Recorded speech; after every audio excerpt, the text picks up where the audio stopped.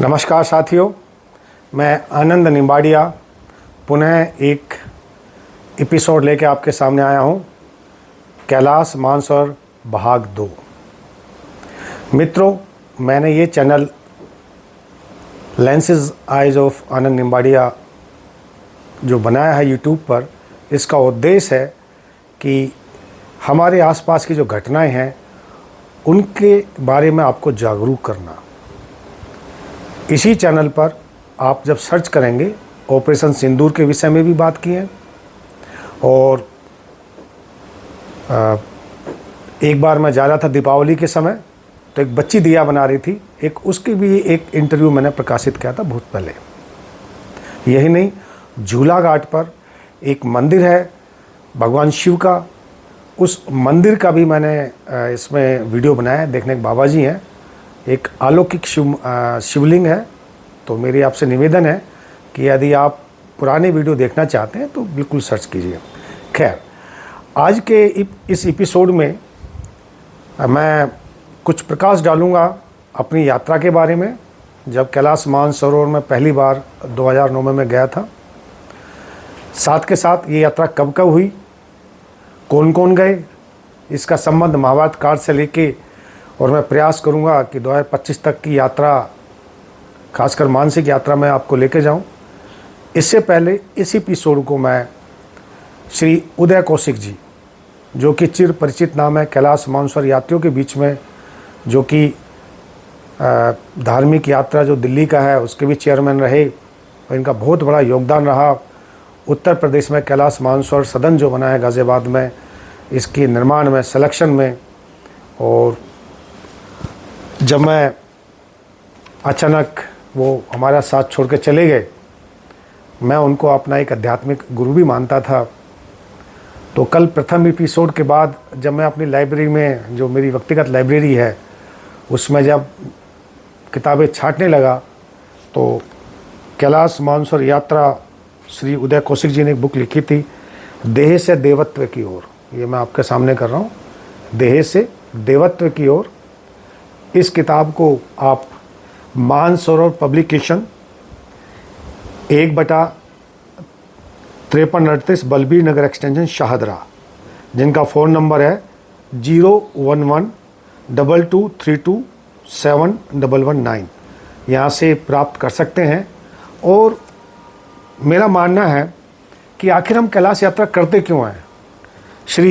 स्वर्गीय श्री कौशिक जी ने जो किताब का टाइटल दिया है, देह से देवत्व की ओर, यानी कि हम इस देह रूप में इस धरती पे आते हैं, जन्म लेते हैं, मृत्यु लेते हैं, जन्म लेते हैं, मृत्यु लेते हैं, काल चक्र। वो क्यों लेते हैं कि हम एक जीवात्मा के रूप में आते हैं, देह के रूप में आते हैं, और ये प्रक्रिया जब तक चलती है जब हम देवत्व की ओर चले जाएं, यानी मोक्ष की प्राप्ति में की ओर जाएं। तो मित्रों, बहुत ही अच्छे तरीके से आपने कैलाश मानसरोवर के विषय में लिखा है, और यदि आप इच्छुक हैं तो आप ज़रूर इस किताब को आप मंगा सकते हैं। साथ के साथ एक ये किताब भी मैं आपको सजेस्ट करूंगा, जो कि हमारे श्री KL शर्मा जी, जो कि गृह मंत्रालय में एक डायरेक्टर के पद से रिटायर हुए थे, इन्होंने भी कैलाश यात्रा 3-4 बार की है, और एक किताब लिखी है, Kailash Mansarovar day to day accounts of journey to eternity, अंतरात्मा अध्यात्म की जर्नी। हर एक लेखक ने अपने अपने तरीके से किया है, अपने विचार किए हैं। 2010 में श्री KL शर्मा जी ने मुझे पुस्तक भेंट की थी, और अभी भी आप रिटायर होके धार्मिक कार्यों में लगे रहते हैं। तो इसमें भी एक किताब बहुत अच्छी है, आप यदि पढ़ना चाहें, और इस किताब को यदि KL शर्मा जी की बुक को आप लेना चाहें तो Indus publication company, FS5 Tagore garden, नई दिल्ली। टेलीफोन नंबर है इनका 01125151333। मैं दोबारा रिपीट करता हूँ, 01125151333। यहाँ से इस किताब को आप मंगवा सकते हैं। मित्रों, इसी प्रकार से एक नाम है डॉक्टर शेर सिंह पांगती, मुंशियारी के रहने वाले हैं। ये भी जैसे मैंने कहा था कि पूर्व काल में पहले मानसरोवर के लिए दारमा वैली और जौहर वैली से भी जाते थे। तो डॉक्टर शेर सिंह पांगती जो हैं, ये इन्होंने किताब लिखी 2004 में, और उस पुराने टाइम के काफ़ी फ़ोटो और बहुत अच्छे वर्णन किया। और मैं आपको बताना चाहूँगा कि डॉक्टर पांगती जो हैं, इन्होंने मुंशियारी में एक म्यूज़ियम भी रखा हुआ है जो कि रंग संस्कृति रंग जो जनजाति है हमारे उस क्षेत्र की, व्यास, दारमा और जौहर वैली के, उनकी संस्कृति को रखते हुए उन्होंने बहुत अच्छा एक म्यूज़ियम तैयार किया। पुराने फ़ोटोग्राफ से बुक्स भी हैं। तो मुझे सौभाग्य प्राप्त हुआ जब मैं बरेली में DIG था, तो डॉक्टर साहब के म्यूज़ियम में गया, वहाँ पे किताबें देखी, तो ये किताब मैं ख़रीद के लेके आया, डॉक्टर शेर सिंह पांगती जी। यही नहीं, कई लेखक हैं। एक हैं डॉक्टर तारा दत्त, इन्होंने कैलाश मानसरोवर यथार्थ तथा कल्पना ये किताब लिखी है। ये बहुत बड़े लेखक हैं और आपने कई किताबें लिखी हैं। आप जो हैं पूर्व भारतीय प्रशासनिक अधिकारी रहे हैं। 2016 में आप रिटायर हुए हैं भुवनेश्वर से। ट्राइबल डेवलपमेंट ऑफ इंडिया 2001 में किताब लिखी है। Development administration in Indian state 2002 में बुक लिखी है। शंकराद्वैत के प्रमुख सिद्धांतों का पारंपरिक विश्लेषण 2002 में। तो डॉक्टर तारा दत्त ने भी कैलाश मानसरोवर के ऊपर किताब लिखी है और बहुत अच्छी परिकल्पना और बहुत अच्छे तरीके से किया है। और कभी आप यदि इस बुक को लेना चाहते हैं तो ये भी जो है Goyal publishers and distribution private limited, 86 UB Jawahar Nagar, Kamla Nagar, Delhi 7 से प्राप्त कर सकते हैं। इनका टेलीफोन नंबर है 011-2385-8362। तो इस प्रकार से कुछ किताबें थीं। तो अपने मूल मुद्दे पे आने से पूर्व मैंने सोचा कि जो ज्ञान का सागर है किताबों के माध्यम से, एटलीस्ट हम उसको पढ़ के कैलाश मानसरोवर के बारे में अपनी समझ को बढ़ा सकते हैं। मित्रों, आज की कुछ रोचक जानकारियां जो मैंने सोचा आपके साथ मैं करूं। तो कल जो मैंने आपको बताया है कि कैलाश मानसरोवर की कहां से कितनी दूरियां हैं, मैं जल्दी से एक बार रिवाइज कर देता हूं आपको। अल्मोड़ा से वाया लिपू लेक 370, श्रीनगर कश्मीर से वाया लद्दाख 605, और इसके बाद शिमला से वाया शिपकिला 717। इस प्रकार से कई प्रकार के करीब 11 जगह हैं जहाँ से हम कैलाश से जा सकते हैं। और 12वां हो गया जो इस बुक में जिक्र नहीं है, वह है नाथुला। उसका लगभग 1000 से ऊपर का डिस्टेंस पड़ेगा। इन सभी को देखते हुए लिपू के द्वारा जो रास्ता है उत्तराखंड के पिथौरागढ़ ज़िले में, ये सबसे सुगम नज़दीक का यात्रा है। और इसीलिए इस यात्रा को, इस रास्ते को हमने एक नाम दिया था भारत के अध्यात्म का महामार्ग। हजारों साल से लोग इसी महामार्ग में अपने अध्यात्म की खोज में जाते हैं और आते रहे हैं।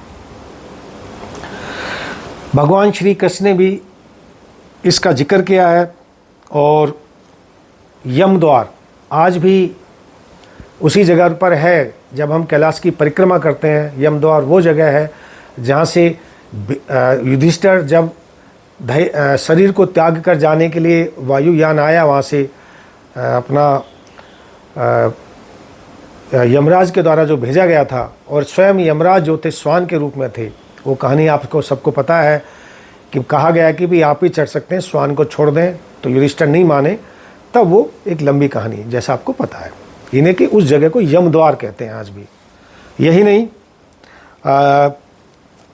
जब पांडव जा रहे थे तो बीच बीच में सभी ने अपना शरीर त्यागा था। कुट्टी, जो कि नाम अपभ्रंश नाम जो है कुंती से कुट्टी हो गया, तो कुट्टी नाम का जो गांव है व्यास वैली में, वहाँ पर कहते हैं कि कुंती ने अपना शरीर त्यागा था। वहाँ पांडवों का किला भी है। वहीं पर पांडवों ने अपनी शक्ति जो है एक बहुत बड़े पत्थर के नीचे दबा दी थी, और वो पत्थर आज भी है। कुट्टी गांव की जो पंचायत भवन है वहाँ पर वो पत्थर स्थित है और लोग आज भी उसकी पूजा करते हैं। ये जस्ट मैंने कहा आपको मैं थोड़ा सा जानकारी दे दूँ। 269 BC अशोक महान ने भी कत्यूरी राजा नंदीदेव को अधिकृत किया था कि वो हूणों से यात्रियों की रक्षा करें। मैं यहाँ बताना चाहूँगा, तिब्बतियों को उस वक्त हूण कहते थे मित्रों, तो उनसे रक्षा करो, चूँकि वो हूण जो थे उनकी प्रवृत्ति थी, जो यात्री जाते थे, भारत से यात्री आते थे, उनकी वो लूट खसोट किया करते थे। इसलिए एक प्रोटेक्शन के लिए एक सैन्य टुकड़ी वहाँ पर रहती थी और हर यात्री के साथ या कुछ यात्रियों के साथ एक सैन्य टुकड़ी जाके यात्रा कराती थी। कुछ का मानना है आदिगुरु शंकराचार्य ने भी अपना शरीर का त्याग मानसरोवर में किया था। हालांकि इसमें अपवाद है, कुछ लोग कहते हैं कि आदिगुरु शंकराचार्य ने अपनी माँ से मिलने के बाद शरीर का त्याग किया, कुछ लोग शारदा पीठ में कहते हैं, लेकिन कुछ लोग आदिगुरु शंकराचार्य का कहते हैं मानसरोवर में त्याग किया। यही नहीं, कैलाश मानसरोवर क्षेत्र, जब मैं क्षेत्र की बात करता हूँ तो यहाँ पर कैलाश पर्वत और गुरला मानदाता पर्वत, मानसरोवर और रक्षताल, इस पूरे क्षेत्र को, जो कि लगभग 100 किलोमीटर के स्क्वायर का क्षेत्र है, इसको हम कैलाश क्षेत्र कहते हैं। तो कैलाश क्षेत्र जो है 3 धर्मों का संगम है, सनातनी, बुद्धिस्ट और जैनिज्म। भगवान बुद्ध का भी यहाँ पे बहुत बड़ा प्रभाव है और वहाँ पे कई लामाओं ने जो है कैलाश की अपने अपने तरीके से परिक्रमा की है। लेकिन ये मैं बताना चाहूँगा, जो बुद्धिस्ट लोग हैं मानसरोवर जो कैलाश की परिक्रमा करते हो लेट के करते हैं, लेटते हैं, जैसे आपने देखा होगा, आगे क्रॉस करते फिर लेटते, दंडवत प्रणाम करके। वो बड़ी कठिन यात्रा है और वो विरला लोग ही करते हैं, लेकिन वहाँ प्राय मिलते हैं लामा जो करते हुए। यही नहीं, जैनियों के प्रथम गुरु जो है आदि गुरु वृषभदेव महाराज जी ने भी अपना शरीर जो है अष्टपद कैलाश पर त्यागा था। हालांकि अष्टपद पे यात्रियों को जाने नहीं देते, लेकिन अभी इस पर लिमिटेशंस हुई हैं। लेकिन 2011 में जब हम गए थे, अष्टपद गए थे, वहाँ पे ऋषभदेव महाराज जी की समाधि बनी है और हम लोग अपना विधि विधान से उनकी पूजा करके आए थे। बुद्धिज्म में मारपा लामा तिलस्वा अस्तिमा और रीलोंचन, 5th लामा तासी लामा पंचेन लोब्जांग चौकी ने 5वीं सदी से 7वीं सदी तक काफ़ी यात्राएं की। यही नहीं, कहा जाता है 16वीं सदी में सम्राट अशोक ने गंगा के उद्गम स्थल को ढूंढने के लिए एक खोजी दल भेजा था और वो दल गंगा का जो है उद्गम स्थल को ढूंढते ढूंढते मानसरोवर की परिक्रमा करके आए थे, उसका जिक्र है। यही नहीं, 1625 से लेके 1626 में पुर्तगाल फादर पादरी जो थे री एंटिनो डी एंड्रो ने माना पास से छाबरांग नामक जगह में एक चर्च बनाया और इस प्रकार से वो परिक्रमा करके आए। 1715 में रोमन पादरी ने भी जो है या कई यात्रियों के साथ कैलाश मानसरोवर की परिक्रमा की। 1711 से लेकर 1717 तक चीनी सम्राट किंग ही ने मानस खंड, कुछ लोगों को मानस खंड का नक्शा बनाने के लिए भेजा। कैलाश खंड और मानस खंड यानी दोनों का लगभग एक से ही नाम है, तो इस पर कन्फ्यूज़ ना करें। इसके बाद 1770 में लॉर्ड वारेन हेस्टिंग ने एक अंग्रेज भोगले के साथ पूरनगिरी नाम के अनुवादक के साथ मानसरोवर भेजा। 1912 में विलियम मूर क्राफ्ट जो कि प्रसिद्ध पशु चिकित्सक थे, उन्होंने 6 अगस्त 1812 में चीहू गोम्पा पहुँचे और 1738 में देव सिंह जौहर के साथ उन्होंने दोबारा मानसरोवर की परिक्रमा की। मित्रों, 1841 में जनरल जोरावर सिंह जो कि जम्मू रियासत के सेनापति थे, हिमाचल के रहने वाले थे और कहा जाते हैं जनरल साहब बड़े लंबे तगड़े थे, 6.5-7 फीट के जैसा कहा जाता है, इसलिए उनको एक बड़ा ऊंचा पद दिया गया था जम्मू रियासत के सेना में। तो ये लद्दाख गए अपने 10,000 सैनिकों के साथ, लद्दाख से वहाँ का विजय प्राप्त की। इसके बाद लद्दाख से जमचोक के इलाके से होते हुए ये तकलाकोट तक आए। दुर्भाग्य से जब जम्मू से लद्दाख पहुँचे तो मौसम सर्दियों का शुरू हो गया था, काफ़ी फ्रॉस्ट बाइट हुई और इसके बाद उन्होंने अपना कूच को जारी रखा दमचोक से होते हुए, यानी कि लद्दाख के अपोजिट और पूरे हिमाचल के अपोजिट, उत्तराखंड के अपोजिट विपरीत यानी कि तिब्बत में क्रॉस करते हुए तकलाकोट तक आए। कहा जाता है कि 10,000 में से उनके लगभग 8,500 सैनिक या तो मर गए या फ्रॉस्ट बाइट या चिकित्सीय अभाव की वजह से शरीर त्याग दिया। अपने लगभग 1100, 1200 एग्जैक्ट फिगर नहीं है, लेकिन कहा जाता है लगभग इसी बीच में इतने से सैनिकों के साथ उन्होंने तकलाकोट पे आक्रमण किया और ये लड़ाई काफ़ी देर तक चलती रही। तिब्बतियों ने काफ़ी लड़ाई लड़ी और कहा जाता है कि तिब्बतियों ने जनरल जोरावर सिंह को मारने के लिए चीनी साम्राज्य से संपर्क किया। मेरा अपना व्यक्तिगत मानना है, हो सकता है इतिहास जो इस संदर्भ में रुचि रखते हैं उनका रिसर्च कुछ और बोले, पर मेरा अपना मानना है कि मुझे लगता है तिब्बतियों ने पहली बार चीनियों को एक आधिकारिक रूप से अपने क्षेत्र में आने के लिए आमंत्रित किया। वो 1700 या 1800 जो 41 है, तभी से मुझे लगता है चीनियों की निगाह तिब्बत के ऊपर रही है, जो कि उन्होंने तिब्बत पे बाद में धीरे धीरे, जैसा कहा जाता है, अपने क्षेत्र में लेके और उसको तिब्बत ऑटोनोमस रीजन के नाम से, एक छद्म रूप के नाम से एक देश बनाया। इसके बाद जनरल जोरावर सिंह को वहाँ पे मारा गया और शहीद हो गए। लेकिन एक बात मुझे तिब्बतियों की, जो है हमारे जो तिब्बती भाई हैं उनकी माननी पड़ेगी कि जनरल जोरावर सिंह की समाधि उन्होंने तोयो नाम के गांव में बनाई। मित्रों, ये संसार के शायद अकेला उदाहरण होगा कि शत्रु देश में भी शत्रुओं ने उनके जो है बहादुरी को इनाम देते हुए उनके सम्मान में स्मारक बना रखी है। लाल पत्थरों की जो है शहीदी स्मारक है, और ये मैं दिखाने की कोशिश करूँगा। और ये जब हम गए थे तभी का फ़ोटो है, हमने सलूट भी किया। हमारे बैच ने 2019 के आखिरी बैच में, ये चूँकि ब्लैक एंड वाइट है लेकिन ये लाल पत्थरों का है। तो यह तोयो नामक जगह में हम गए और अपने सम्मान दिया। और इसके बाद कहा जाता है कि जनरल जोरावर सिंह के शहीद होने के बाद जो उनके बचे कुचे सैनिक थे वो भारत की तरफ दौड़े। तो अलग अलग पास से, कोई नीति पास से, कोई अपना लिपू लेक से, कई अलग अलग ऊटाधुरा से एंट्री किया। और कहा जाता है कि कुछ जो सैनिक थे, जो गढ़वाल में एक झील है जहाँ पे नर कंकाल मिलते हैं, कहा जाता है वो जनरल जोरावर सिंह के सैनिक थे जो उस क्षेत्र में आए तो एवलांच में शायद ट्रैप होके और वो जो बर्फ़ से जमी हुई झील थी उसमें समा गए जब वो बर्फ़ पिघली होगी। यही नहीं, 1846 में कैप्टन हेनरी सैंड्रिच ने दारमा से होते हुए चिहुगोम्पा गए।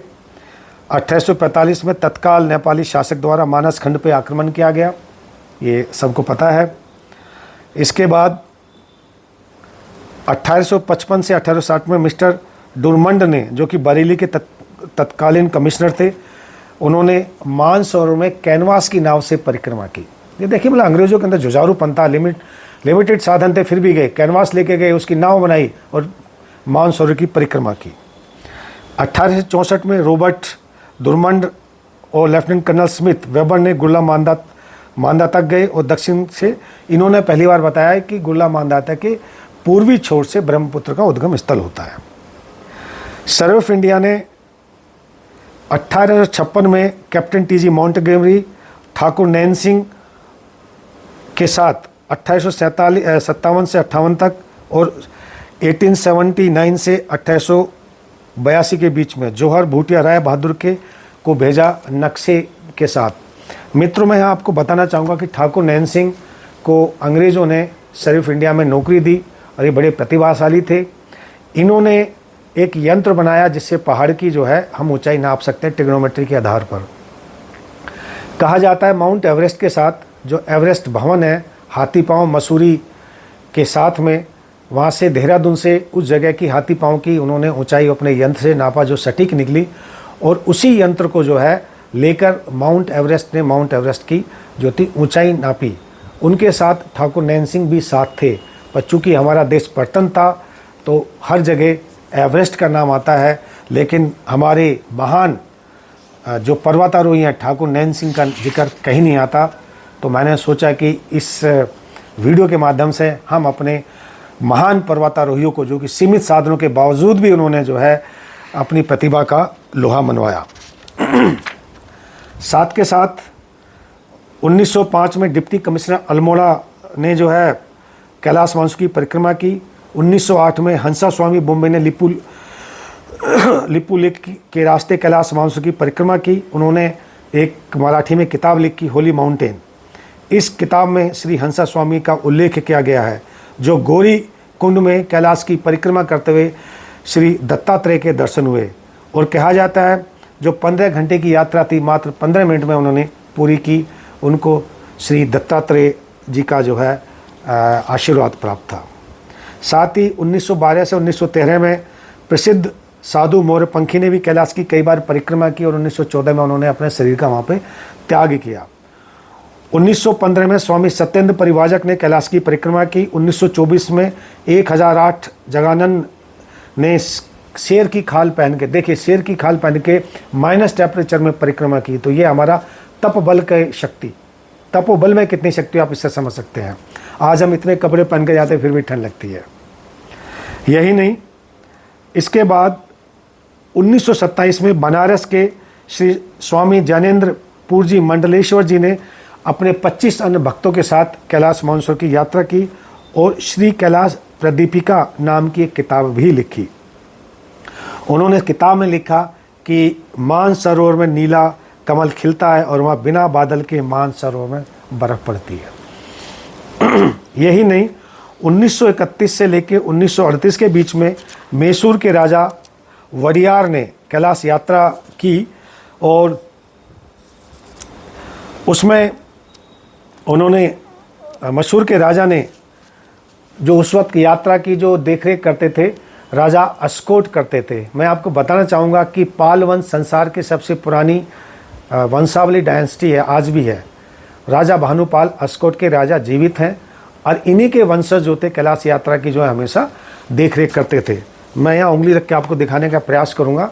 ये लेटर मैंने अस्कोट के राजा से अनुमति लेके ही प्रकाशित किया है।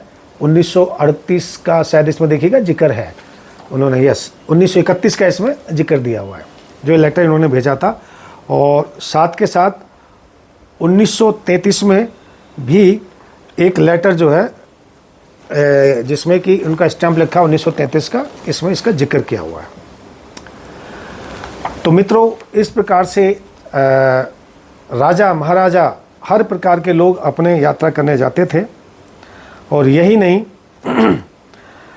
1934 में श्री उमा प्रसाद मुखर्जी, जो श्यामा प्रसाद मुखर्जी के भाई थे, एक कैमरा लेके गए थे और इन्होंने आपने आधे घंटे की यानी 30 मिनट की मानसरोवर की फिल्म बनाई थी। कहा जाता है ये फिल्म आज भी कलकत्ता विश्वविद्यालय के आर्काइव्स में रखी है। यही नहीं, 1937 में गुजरात का एक दल आया था स्वामी नारायण के नेतृत्व में और प्रथम बार गुजरात से एक महिला भी आई थी और स्थानीय कुछ भूटिया महिलाओं ने भी मानसरोवर की परिक्रमा करी। 1935 से 41 में श्री नारायण स्वामी, जिन्होंने नारायण आश्रम जो है सिरखा में बनाया है, ये नारायण आश्रम भारतीय काष्ठ कला की आदित्य एक जो है मैं कहूँगा आर्किटेक्ट है, यानी डिज़ाइन उसका इतना अच्छा है कि लगता है कि कोई चीज़ बनी है। उसकी खूबसूरती है कि उस महल को यानी कि आश्रम को बनाने के लिए कहीं भी कील का इस्तेमाल नहीं हुआ है। तो मेरा आपसे निवेदन है, कभी आप जाते हैं तो सिरखा नारायण आश्रम जरूर जाइए, वहाँ पर रहिए। यही नहीं, 1943 से 44 में कैलाश के सारण कर्नाटका से 100 बार व 12 बार मानस की परिक्रमा की। और 1944 में श्री TN कृष्णा स्वामी ने मद्रास से परिक्रमा की। 1945 में प्रसिद्ध पक्षी विद्वान सलीम अली ने कैलाश की परिक्रमा की। उन्होंने कैलाश रीजन में जितने भी पक्षी थे उनके बारे में विस्तार से 1946 में एक लेख प्रकाशित किया। यही नहीं, 1948 में ब्रह्मचारी भास्कर अहमदेव ने कैलाश की परिक्रमा की और बाद में इन्होंने बैकुंठ धाम DD हाट में उसकी स्थापना की। और मैं आपको बताना चाहूँगा कि कभी आप DD हाट जाएँ और नारायण आश्रम जो है वहाँ पर ज़रूर जाइए बैकुंठ धाम में, और उसी के ऊपर जो है अपना एक बहुत बड़ा मंदिर है जो कि वहाँ के क्षेत्र के मंदिर हैं, भगवान शिव का बहुत प्रसिद्ध मंदिर है। वहाँ जाइए और अपना जो है वहाँ पे आशीर्वाद जरूर लीजिए। मित्रों, कहा जाता 8 अगस्त 1948 में राष्ट्रपिता महात्मा गांधी की जो है अस्थि यानी कि जो राख है उसको मानसरोवर में प्रभावित किया गया था। 1939 से लेकर 41 तक की कोई हमारे पास डॉक्यूमेंटेड रिकॉर्ड नहीं है। और 1962 से लेकर 41 तक चूँकि चीन के साथ हमारा युद्ध हुआ था, यात्रा बंद रही। 1941 में कहा जाता है कि श्री अटल बिहारी वाजपेयी उस वक्त विदेश मंत्री थे और जो हमारे प्रधानमंत्री भी रहे हैं, उनके अथक प्रयास से 1982 से ये यात्रा दोबारा शुरू हुई। 1982 से 1912 तक लगातार चलती रही। 1913 में 4 बैच गए थे, प्राकृतिक आपदा की वजह से यात्रा वो बंद कर दी गई थी। इसके बाद 2014 से लेके और 19 तक लगातार चलती रही और मुझे सौभाग्य प्राप्त हुआ 2019 के 8वें बैच के मैं जो लास्ट बैच होता है एज ए यात्री में गया और मतलब एज ए लास्ट यात्री था 2019 में। लेकिन वर्तमान की सरकार के अथक प्रयासों से ये यात्रा दोबारा 2025 में शुरू हो गई है। इसके लिए मैं अपनी सरकार को इस चैनल के माध्यम से साधुवाद दूंगा। मैं यहाँ बताना चाहूँगा 2015 से वर्तमान सरकार के अथक प्रयासों से नाथुला के रास्ते से भी एक अलग से वैकल्पिक रास्ता खोला गया। तो मित्रों, इस प्रकार की कुछ ये रोचक जानकारी जो मैंने सोचा आपको दूं, और ये आदिकाल से चला आ रहा है और स्कंद पुराण में भी कैलाश का महात्म का वर्णन और जिक्र किया गया है। तो मैं उम्मीद करता हूं कि आपको इस यात्रा के विषय में जो कुछ मैंने अपना विचार व्यक्त किए थे वो आपको अच्छे लगे होंगे। और यही नहीं, जो एक डॉक्यूमेंटेड हमारे पास है 1982 से लेके 2012 तक 12,300 यात्रियों ने जो कैलाश यात्रा की, जो कि रिकॉर्डेड है, डॉक्यूमेंटेड है, जो कि भारत सरकार और तिब्बत ऑटोनोमस रीजन के द्वारा की जाती है। इस प्रकार से कैलाश भाग 2 मैं यहाँ पे समाप्त करता हूँ। आपसे एक निवेदन है मित्रों, यदि आपको मेरा वीडियो अच्छा लगा हो कृपया करके अपना लाइक का बटन दबाइए, अपने कमेंट्स ज़रूर दीजिए, क्योंकि मैं प्रोफेशनल नहीं हूँ, ना मेरे पास कोई सेटअप है, केवल मोबाइल से ही मैं आपको वीडियो रिकॉर्ड करके भेज रहा हूँ, जिसमें मेरी पत्नी का बड़ा सहयोग आता, ऑन ऑफ करती हैं जी। और साथ के साथ जो मेरा चैनल है इसको आप जो है सब्सक्राइब करें, अपने मित्रों को भेजें, रिश्तेदार को भेजें। और कल कैलाश का तीसरा भाग लेके आऊँगा।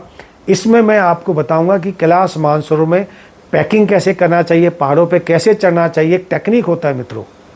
अब आप सोचेंगे IG साहब क्या बात करें, टेक्निक क्या होता है, ये तो ताकत का काम है। नहीं, यदि ताकत का काम होता तो खली भी एवरेस्ट चढ़ के आता। खली तो नहीं गए ना, उनको कहा जाता काफ़ी लंबे तगड़े बलिष्ठ मजबूत है, पर वो एवरेस्ट नहीं चढ़ पाए।